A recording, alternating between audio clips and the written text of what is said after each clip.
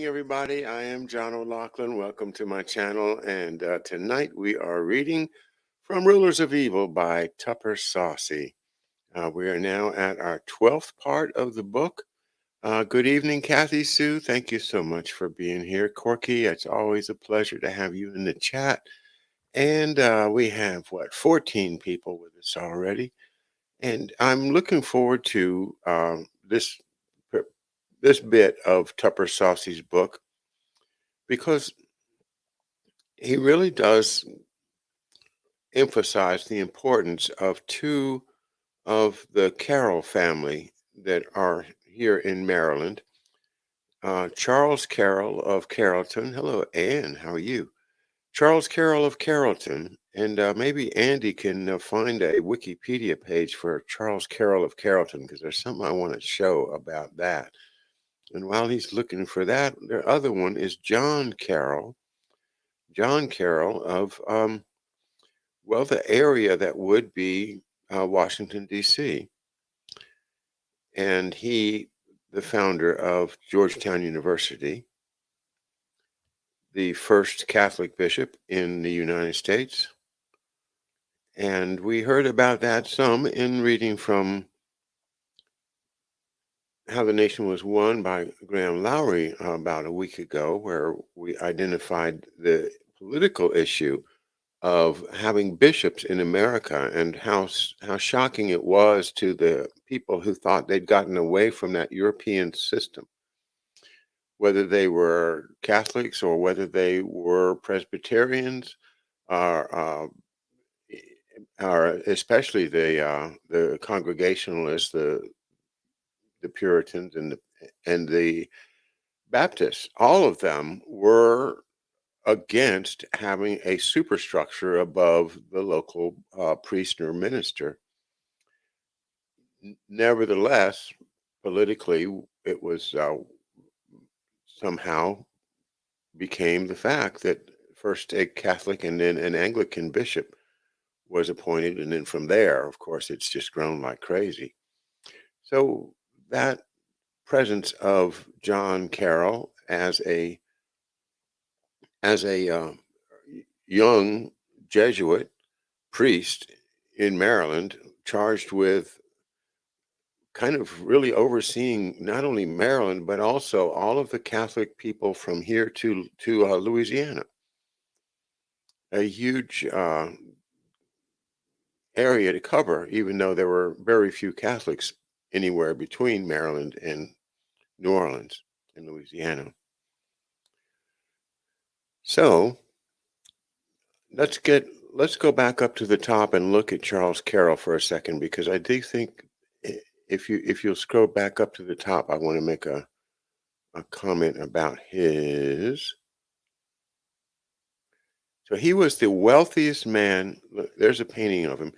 He was the wealthiest man in the colonies at the time of the Revolution. So think about that. Irish American, not only Catholic, but Jesuit Catholic, and trained, I think, for 17 years. Yes, 17 years in France. Okay. Now, people don't realize, nor does history tell us, the extent to which the Catholic landowners were slaveholders. But here, this man has 300 enslaved people on his estate, his 10,000-acre estate. It seems to me that he had more.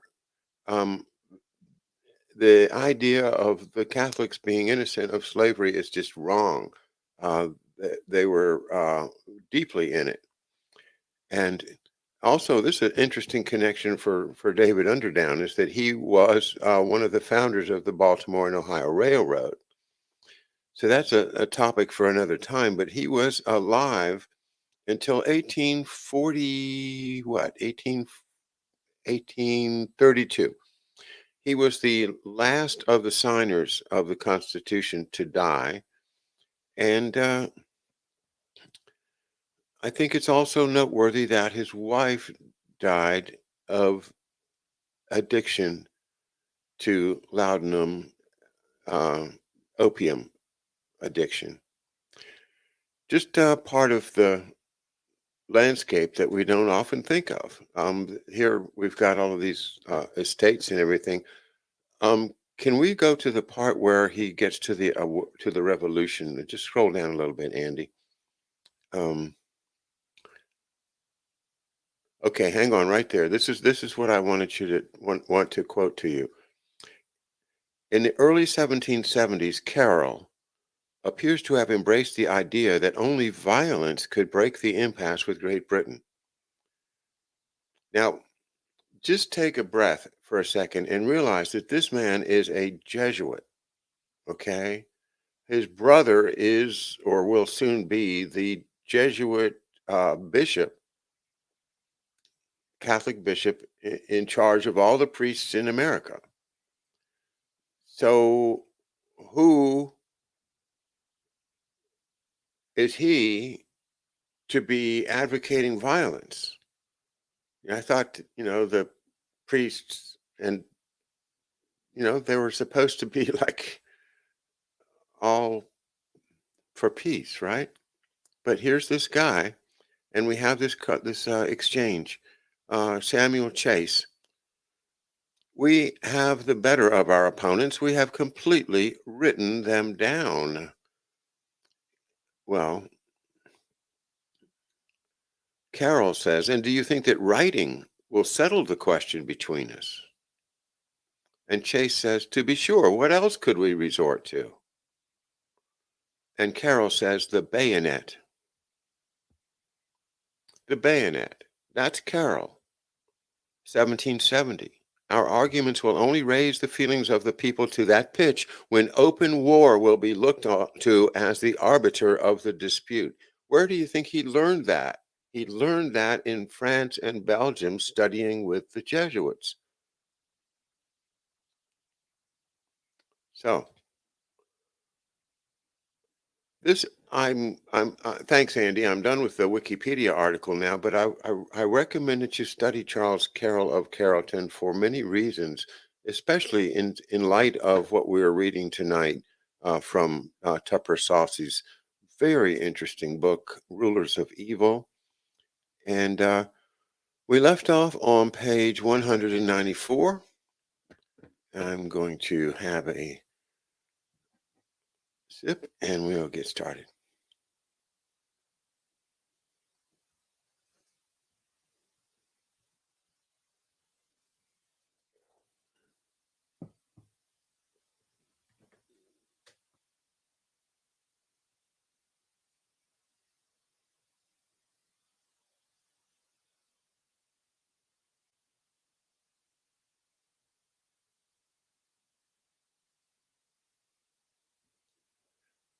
Have a mute button. You have to remember to unmute it. But by the way, I don't know if you saw my cup here, but this here was designed by Drummer, and she has produced this for a sample to see if I like it or not. And the question of whether or not this is something that people might be interested in if we put it up on the website. So if you have a moment, post a comment. You like the mug? All right.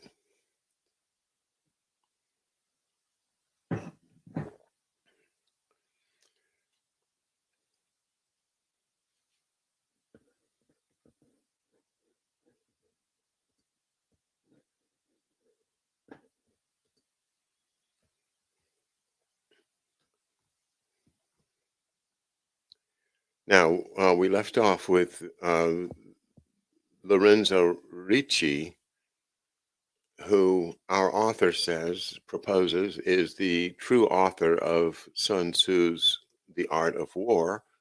The 13 Articles, the formal title of that work, The Art of War, quote, the general decides everything. He knows how to shape at will not only the army he is commanding, but also that of his enemies. Now let's think about what Charles Carroll and John Carroll were up to as we think in terms of the the attitude of a Jesuit general. And post-mortem attendance in America. In other words, just recall that um, in the last episode, uh, he died, and our author, of course, doesn't accept that. He says, "Well, no, no, it was very common for people to fake a death and disappear." Not much new under the sun, is there? So, did he disappear and come to Maryland? And is his name the name that we see on Ritchie Highway when we drive to Baltimore? Interesting questions. Lorenzo Ricci's post-mortem attendance in America is strongly suggested in yet another pivotal episode, the famous mission to Canada. This strange exercise is normally regarded by historians as a colossal failure. It began on February 15th, 1776, when the Second Continental Congress resolved to send Benjamin Franklin, Samuel Chase, and Charles Carroll to Montreal with full authority, quote, to promote or form a union with Canada against England. Just before the committee left Philadelphia, John Adams proposed a curious last-minute resolution. On the record, he requested, quote, that Charles Carroll prevail upon Mr. John Carroll to accompany the committee to Canada, to assist them in such matters as they shall think useful. Congress adopted the resolution. How might a priest have assisted the committee in promoting or forming a union with Canada? The answer lies in demographics. Canada then was largely Quebec. And Quebec, though ruled despotically by the British since 1763, was mostly Roman Catholic. A Jesuit priest armed with the right Vatican paperwork or password could exert powerful influence on Canadian foreign policy. The same priest, if accompanied by the combined head of the Black Papacy and international Freemasonry, could make that policy. And just as a reminder, Saussy also uh, posits the idea that the superior, the general, superior general of the Jesuits is also the secret head of Freemasonry, or at least was in the 1700s.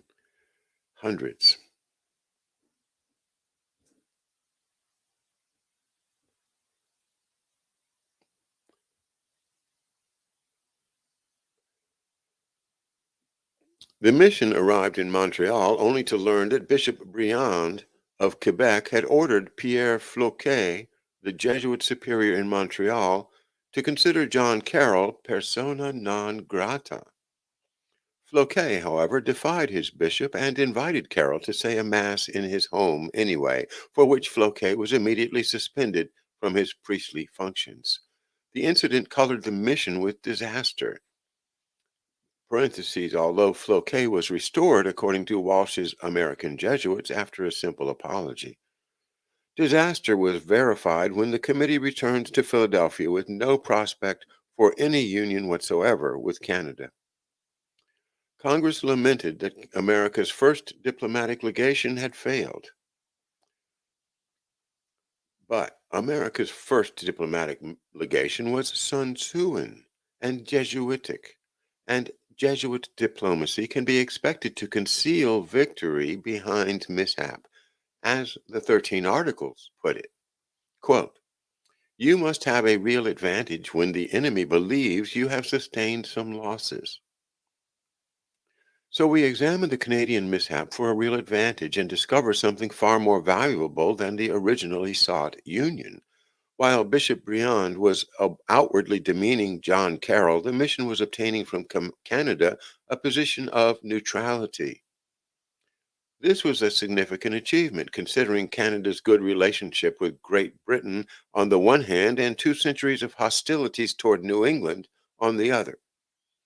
For the colonists, Canadian neutrality removed the threat of a powerful Northwest enemy and cleared the way for a declaration of independence. At Montreal and at Cambridge, I sensed the presence of someone infinitely more commanding than mere committeemen appointed by Congress. I sensed the presence of the quote honorary committeeman unlisted in any record, the professor, the fugitive vicar of Christ. Returning from Canada, Benjamin Franklin fell ill. It was John Carroll who escorted him to Philadelphia. At Franklin's invitation, Carroll moved into his home.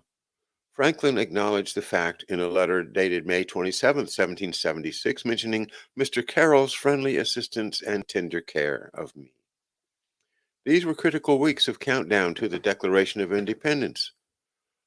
I wonder who else might have been found under the Franklin roof. Perhaps the professor with his dynamic oaken chest?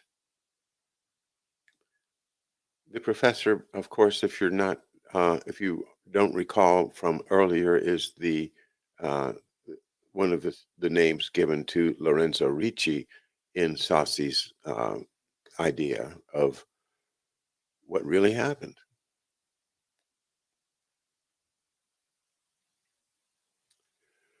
Philadelphia was crawling just now with social activists from all over, the very people Lorenzo Ricci had appointed John Carroll as prefect of the sodality to organize, the home of America's preeminent Freemason, with Carroll's and perhaps even Ricci in residence, would have become the main clearinghouse for sub rosa congressional business. On July 3rd, 1776, John Adams took pen in hand and dashed off a letter to his wife Abigail. Adams was a writer of Mozartian facility, concentration, and confidence. Everything he ever wrote was first draft and good. He never struck through words, never edited. His moving hand, having writ, just moved on. Quote, yesterday, he scribbled, the greatest question was decided which ever was debated in America, and a greater, perhaps, never was nor will be decided among men. A resolution was passed, without one dissenting colony, that these united colonies are, and of right ought to have full power to make war, conclude peace, establish commerce, and to do all other acts and things which other states may rightfully do. The second day of July, 1776, will be the most memorable date in the history of America. I am apt to believe that it will be celebrated by succeeding generations as the great anniversary festival. It ought to be commemorated as the day of deliverance by solemn acts of devotion to God Almighty. It ought to be solemnized with pomp and parade, with shows, games, sports, guns, bells, bonfires, and illuminations from one end of this continent to the other from this time forward forevermore. Unquote.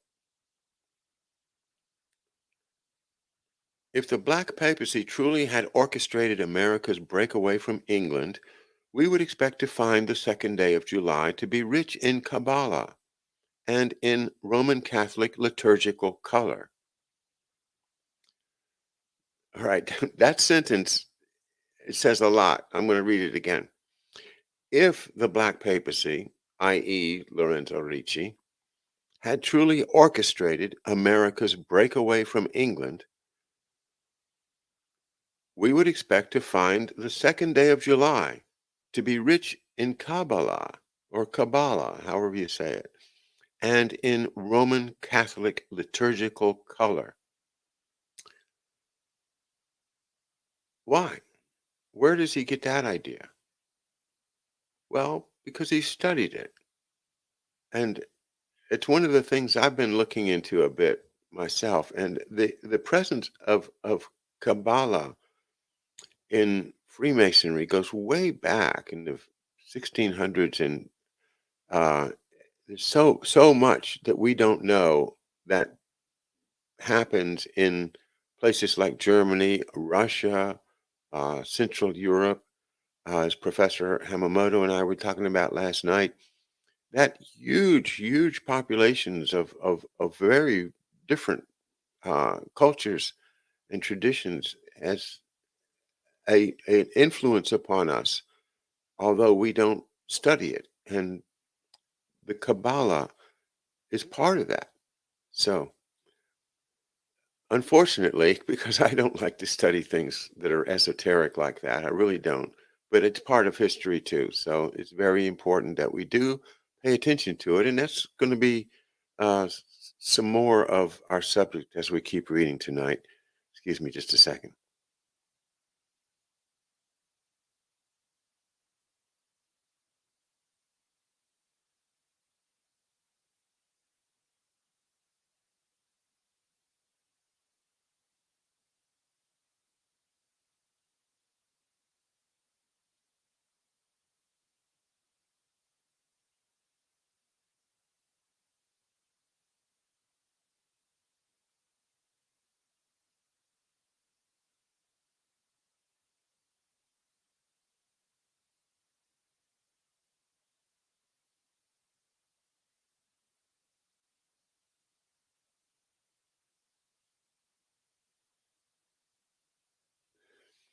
Hey, Corky, you say esoteric? Oops, guilty. All right, Corky. Oh,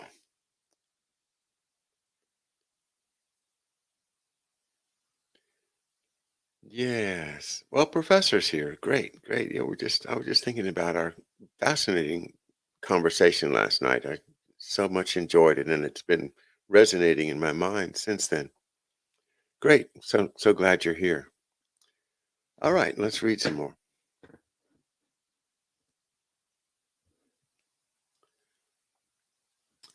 All right, one more time. If the Black Papacy truly had orchestrated America's breakaway from England, we would expect to find the second day of July to be rich in Kabbalah and in Roman Catholic liturgical color. The liturgical calendar is a process, authorized nowhere in the Bible, through which faithful Catholics may plead with Almighty God for favors through the merits of ascended saints on special feast days. Supposedly, the prayerful performance of an act on a date the Church has consecrated to a saint endows the act with the mystique of the saint, as well as the saint's intercessory prayers to God for success. Maryland history. I love this part. Maryland history, for example, because I can walk over to the edge of my island and look at the St. Clement's Island where the Jesuits, where the first settlers landed in 1634, and just see the history spreading out from there. It's it's part of my whole life really. I've lived in Maryland almost all of it.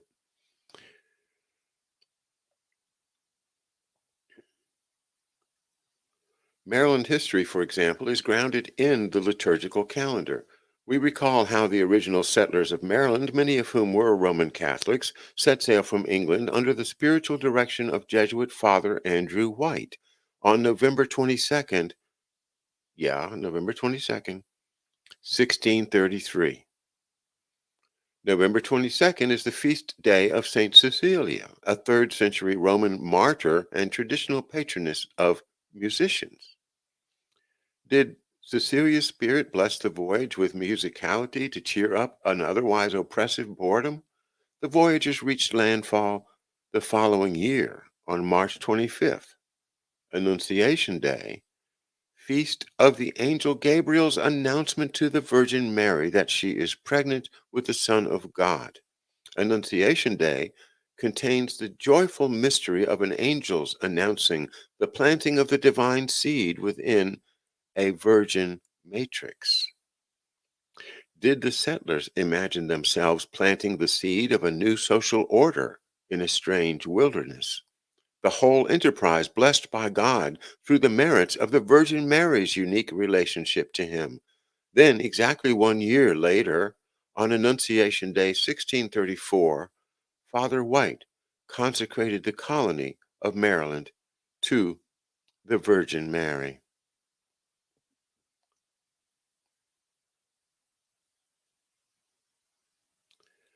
The second day of July in this year 1776 was Visitation Day. Oh, by the way, he didn't mention it, but those of you that are interested in these things should also know that on March 25th is the first day of the year according to the Gregorian calendar, which was the calendar in early in Britain at the time of the uh, the Ark and the Dove that bore the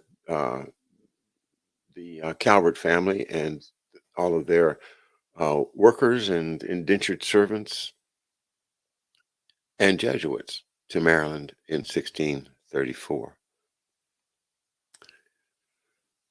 So that's another just a significant point about March 25th.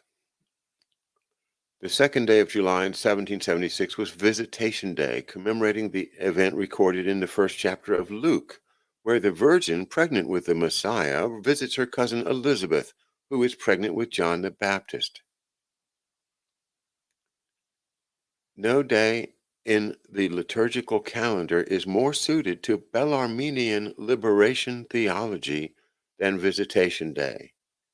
Now, I'll just remember that Cardinal Bellarmine is the first person that we're aware of that has enunciated the what we call liberation theology.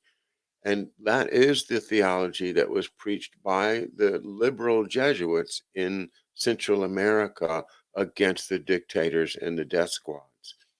It dates back before the revolution, but it is the idea of individuals having worth and individual rights. Bellarmine is the first writer that we can see from whom we can trace the language of the Declaration of Independence. And that was done in earlier chapters in the book.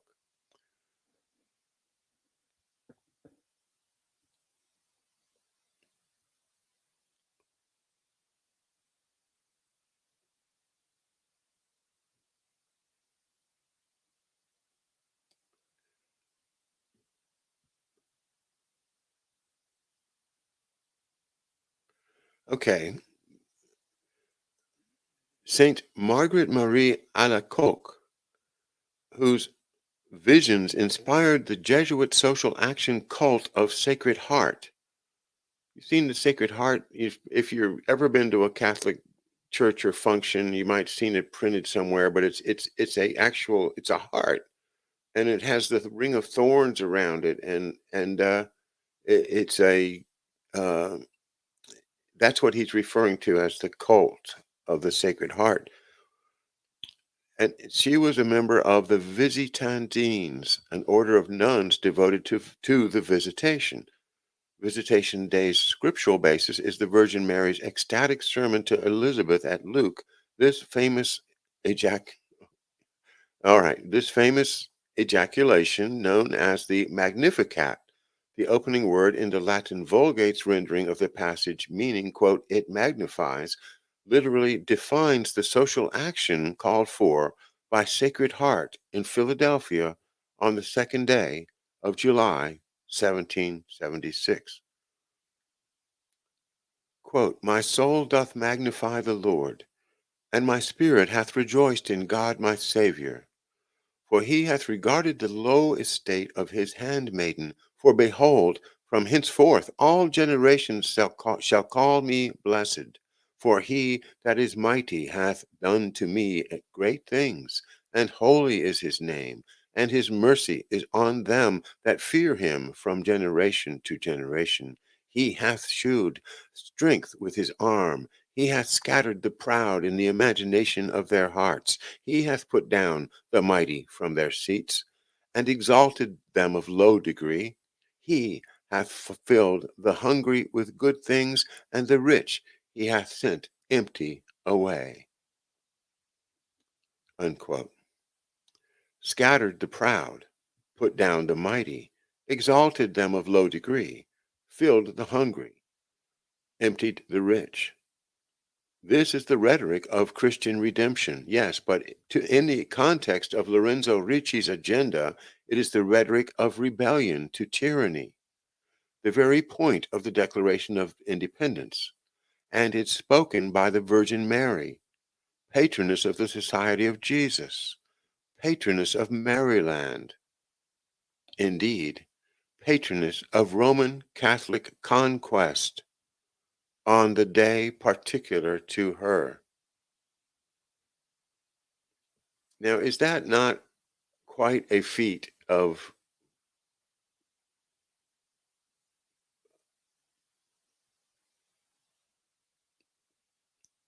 exposition of an amazing theory that every time I read it, and this is my third time, I believe that he's really got something here. It's remarkable, is it not, to think that Mary Land really is the invocation of Mary, the quasi goddess, virgin mother, saint, mother of Jesus, whose characteristics are very, very similar in very important ways to the Isis character of earlier religions, and how that Isis character has a way of affecting through Freemasonry. Does the Virgin Mary play a role in Catholic thought or Catholic belief, or even in the greater subtle gestalt of the United States and the colonies of the times, the feeling of what what are we responding to? Are we responding to a Calvinist, John Knox rigid state?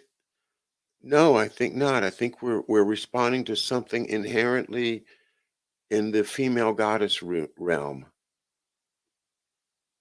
All right, enough of my.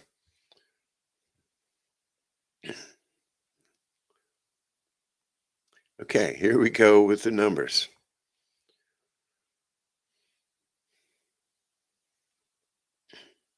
Even the year of independence seems divinely validated by the perfect design of sixes and sevens contained within its expression in Roman numerals MDCCLXXVI. MDC is 1600, and now he does the numerology way of counting where you add the digits together. So 1 plus 6 equals 7. CLX equals 160, and he says that is 1.1 plus 6 equals 7 also. XVI equals 16, which is also a 1 plus 6 equals 7. Particularly fascinating is the way the Latin equivalent of 1776 is structured upon 666 and 777. Swiss theologian E.W. Bullinger, in his scholarly guide to biblical arithmography, titled Number in Scripture, says that 6 in the Bible is always associated with humanity, 7 with divinity. The two numbers total 13, which Bullinger says is biblically associated with rebellion. MDCCLXXVI 1776 really does seem to be a unique convergence of time and human rebellion in the service of a divine ordination. This is eerily corroborated by John Adams's letter to Abigail on July the 3rd. He confides to his wife that independence should have been declared in December of 1775. Quote, had a Declaration of Independence been made 7 months ago, it would have been attended with many great and glorious effects. If I could write with freedom, I could easily convince you that it would, and explain it to you. Explain to you the manner how. Adams never fully explained how the earlier declaration would have produced great and glorious effects. However, the numbers suggest it would have rather fizzled. Roman numerals for 1775 fall into the following groups. MDC is 1 plus 6 is a 7. CLX is 160 is a 7. And XV is 15, which is a 6. Plain to see, December 1775 fails as a Kabbalah. It gives no indication of divine approval to rebellious humanity.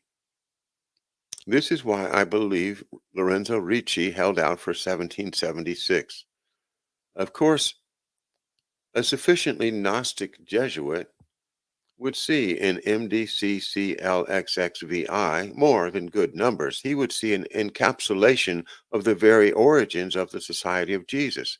MDC would give him Milice du Christ, which is French for, I guess it's French, for Christian militia, the official classification of the Knights Templar and the Society of Jesus. MDC also produces Medici, the family name of Pope Leo X, whose degeneracy provoked Martin Luther to create the Protestant movement, which in turn created the need for the Society of Jesus. CLX specifies the Ignatian era, which historians have ever since called the century of Leo X, Leo X. And the last three numerals name the century of Leo X, the 16th century, XVI. Well, I never thought of Jesuits as being interested in Kabbalah, and I would like to hear more background to that. But certainly, the Kabbalah is evident in Freemasonry, and if Ricci is able to unite Freemasonry and the Jesuits either overtly or covertly through the manipulation of numbers, then this makes sense. I'm not totally sold, though.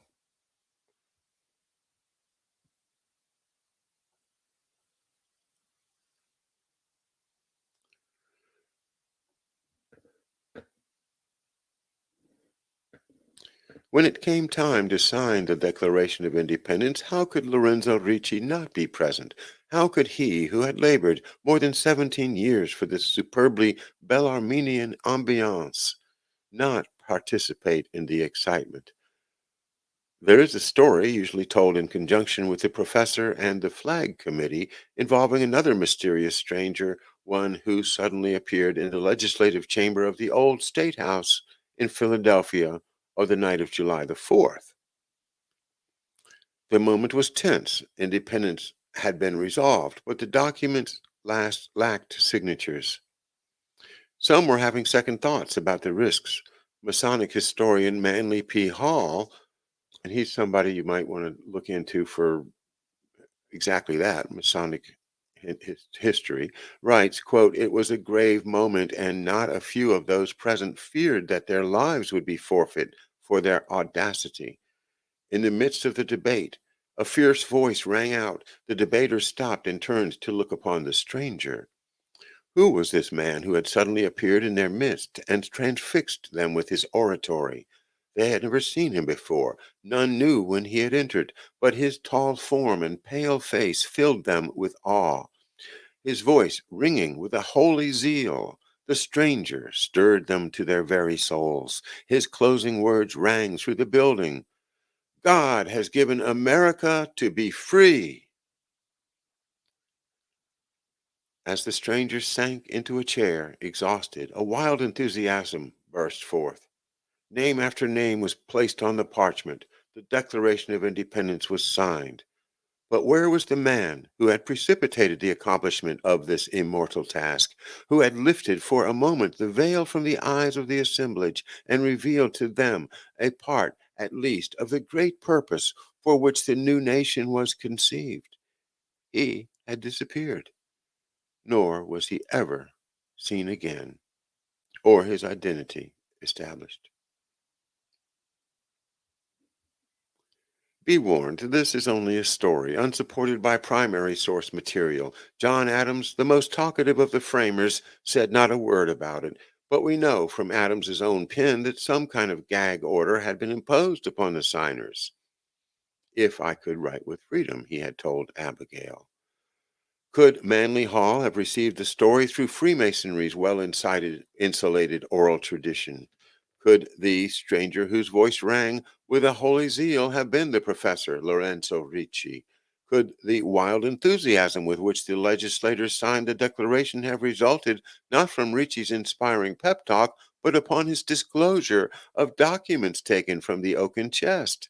Documents easy for the vicar of Christ in his capacity as Freemasonry's unknown superior to obtain, guaranteeing that the International Monetary Network would indemnify the signers for their action. My mind, informed by an ever increasing knowledge of how the greatest clandestine warriors fight, has no problem whatsoever believing this to be the case. It is exquisitely consistent with the formation of a Febronian union of 13 Protestant colonies ordained to be ruled from a federal city named Rome, a city situated within the See of Baltimore under the protection of the patroness of the Society of Jesus.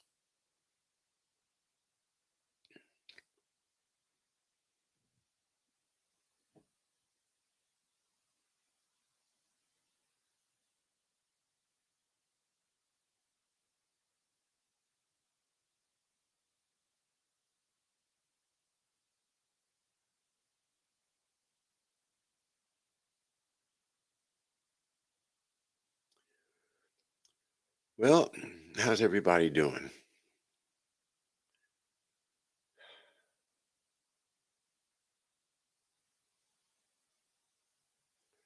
Yeah, The Secret Cult of Mary at the Foundation of the American Republic, Professor. That's it.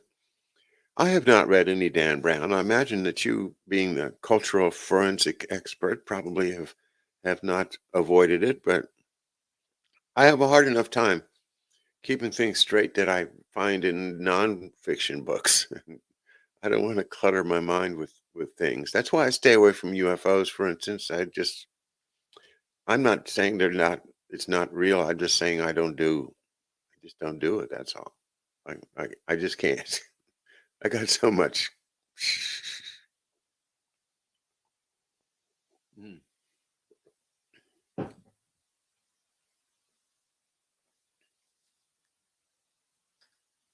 Right. Indeed, it was, Professor. That's part of the earlier part of the book. You probably remember from there. But I've been tracing that, historically as I don't know if you were here when I was talking about it another night, but how on it, it, right down here where I live, on our side of the Potomac River, we have a Pope's Creek. And on the Virginia side of the Potomac River, there's another Pope's Creek. And this Pope family is early Catholic settlers that owned the part of Washington, D.C. that became called Rome.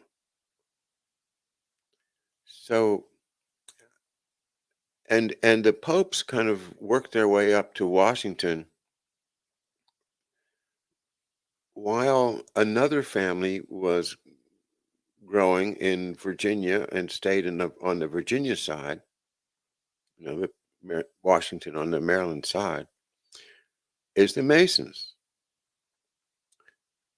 And it does not seem like a, a kind of a esoteric trick to seed uh, Virginia with Masons and Maryland with popes. See how those names just kind of flow right into what Tupper Saussy is writing? And I think of that basically. Oh, thanks, Andy. Basically as the two sides of the Potomac River having been populated as you go north towards Washington, where they meet, because that's pretty much the end of the navigable river at the junction there at Washington, just before Georgetown. I I see that as a physical metaphor for the junction of Freemasonry and the Jesuits.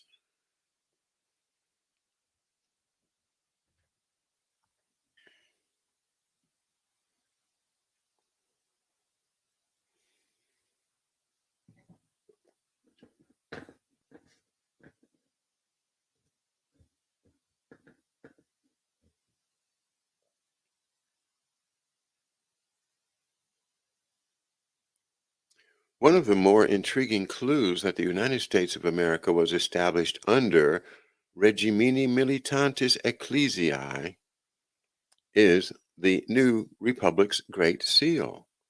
As we shall see in the next chapter, the seal is legal proof that America's true founding fathers were indeed priests of Rome.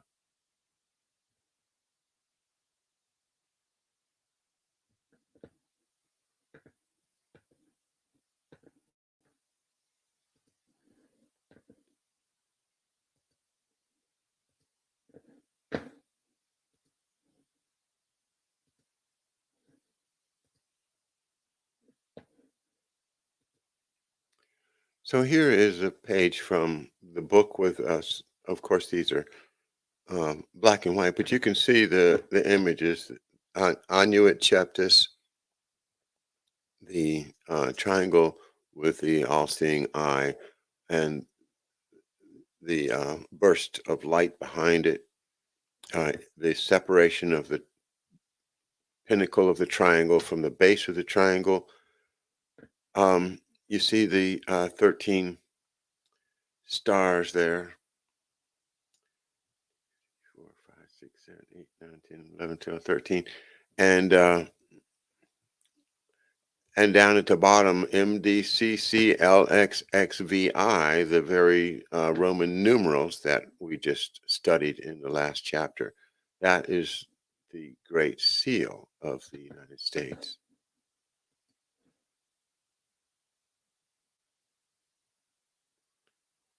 And his next chapter, he calls it American Graffiti. There is a universal legal tradition that requires acts of a governmental authority to be marked by a seal. Otherwise, the acts are not authentic. Typically, a seal discloses the character of the authority it represents by means of an image, which can be, and usually is, amplified by some sentence, phrase, or word. The first seal of the United States of America, designed to authenticate all governmental actions under the Declaration of Independence, was presented to Congress in August 1776. Created by an official committee consisting of Benjamin Franklin, John Adams, and Thomas Jefferson, the seal illustrates an event based on Exodus 14:19 through 27. It is a cameo of Moses leading the Israelites through the parted waters, while a chariot-bound Pharaoh, wielding a sword and wearing the crown of tyranny, perishes in the maelstrom.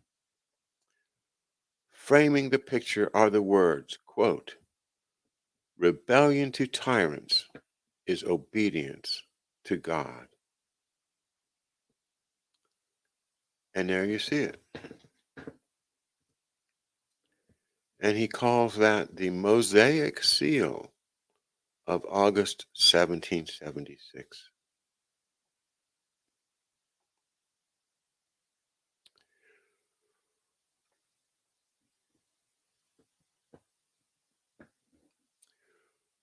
Well, we're going to have a full chapter of details about the seal and about more about the iconography of that. And when we do that, I'll bring into the discussion a very special book that I have. It is the biography of John Hanson. And John Hanson was one of the presidents of the Continental Congress. before the Constitution, right? And he happened to be the president of the Continental Congress when they adopted the Great Seal of the United States. So a lot of the um, discussion of what did that seal mean is part of who John Hanson was. And John Hanson grew up right here in Charles County, Maryland, where I'm broadcasting from tonight, about maybe 20 miles from here, but also along the Potomac River. Oh, and thank you so much for putting him up there, Andy, because I guess what you get to see? You get to see his portrait, and where is his hand? Oh my God. Oh my. So if Benjamin Franklin, Thomas Jefferson,